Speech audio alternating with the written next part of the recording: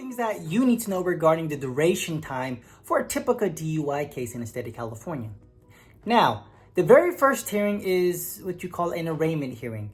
But prior to the arraignment hearing, you are arrested. And from that arrest, the police department or CHP, California Highway Patrol, will send a recommendation to the local district attorney's office or the jurisdiction of the district attorney's office and say, we recommend you file these charges based off of our investigation. The issue is some counties or district attorney's office are not going to immediately file those charges, particularly as it comes to DUI. Obviously, if it's a felony, more severe cases, they'll typically file quicker. But for misdemeanor cases, particularly for DUIs, they sometimes are not really quick with it. So you may not have an arraignment hearing the next day. But if you are in custody, then your arraignment may have to take place immediately between 48 to 72 hours. So if you are in custody.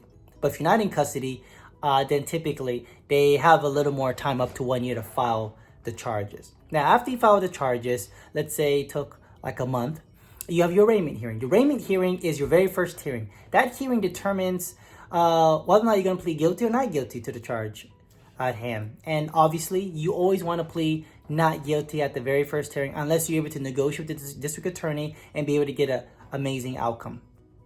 After that is going to be what you call a pre-trial hearing, or some counties call it TRC, Trial Readiness Conference. That's essentially saying that we need to get some discovery, we need to do some investigation, and also during this time period is when you're going to file necessary motions, motion to compel discovery, aka force the other party to give us discovery, also motion to suppress, aka saying that the way they got the evidence was illegal, therefore it should be no longer in evidence. And any other necessary motions that may be relevant based off of the case.